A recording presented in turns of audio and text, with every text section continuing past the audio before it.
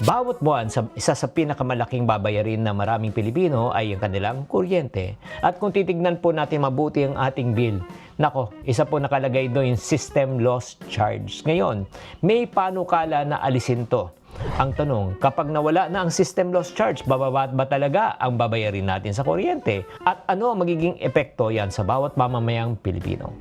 Magandang araw, Chinkitan here, ang inyong pambansang wealth coach. Lahat tayo gusto natin mapababa ang ating electricity bill. Tama? Kaway-kaway dyan. Pero bago tayo matuwa sa anumang panukala na gagawin ng batas, eto nga, mahalaga na maintindihan po natin anong ibig sabihin ng system loss charge. Ang system loss charge po ay simpleng paliwanag na hindi lahat ng kuryente na nilikha ng power plant ay nakakarating sa mga tahanan, establishmento na gumagamit dito. May mga bahagi na nawawala habang dumadaan po. Like for example, nawawala yan dahil sa mga illegal connection or if not naman, hindi otorisadong paggamit ng kuryente or tinatawag natin na pilferage. Ang system loss charge na napapataw po sa mamamayang Pilipino ang bahagyang sumasagot sa pagkawala ng nawawalang kuryente habang ito ay dumadaloy from the manufacturer to the consumer. So anong posibleng epekto nito? Kung aalisin po ang system loss charge, ang unang posibleng maramdaman ng consumer ay bababa po ang electricity bill.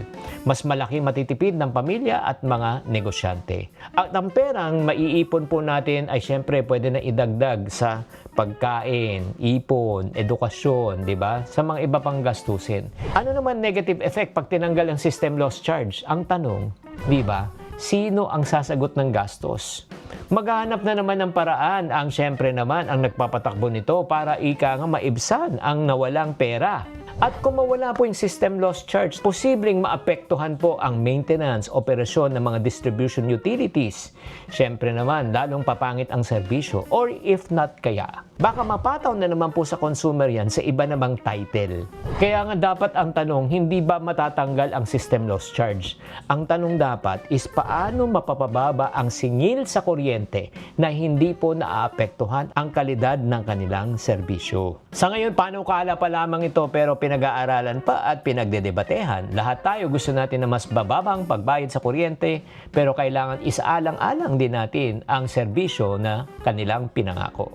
Kaya ang tanong ko po sa inyo, ikaw, sang-ayon ka ba na alisin ang system loss charge or mas naniniwala ka na dapat may tamang reform ang gobyerno sa ibang pamamaraan para mapababa ang presyo ng kuryente?